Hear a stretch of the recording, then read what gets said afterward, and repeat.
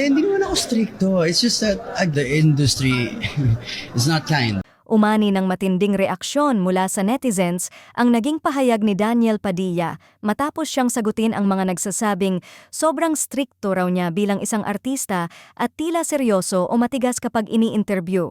Sa halip na mainis, naging diretsahan at totoo si Daniel sa kanyang sagot, bagay na mas lalong nagpaingay sa issue.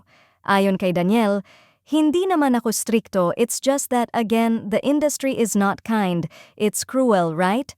Isang pahayag na para sa marami ay puno ng lalim at refleksyon sa tunay na kalagayan ng industriya ng showbiz.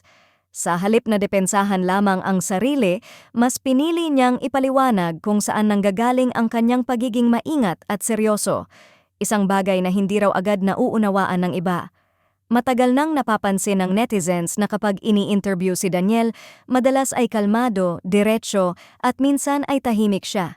Dahil dito, may ilang nagsasabi na parang masyadong strikto o masungit raw ang kanyang dating. Ngunit para sa kanyang fans, malinaw na hindi ito tungkol sa pagiging suplado, kundi tungkol sa pagiging maingat sa bawat salitang binibitawan, lalo na sa isang industriyang mabilis manghusga at magpalaki ng issue. Mas lalo pang nakarelate ang netizens nang banggitin ni Daniel na hindi raw mabait ang industriya, ito ay cruel. Marami ang nagsabing bihira ang mga artistang hayagang umaamin sa pressure at bigat ng mundo ng showbiz. Para sa kanila, ang pahayag ni Daniel ay patunay ng kanyang maturity at lalim ng pag-unawa sa propesyong kanyang ginagalawan mula pa noong bata siya. Agad na bumuhos ang reaksyon sa social media. May mga fans na nagsabing mas lalo pa raw nilang naintindihan kung bakit ganoon ang kilos at pananalita ni Daniel sa mga interview.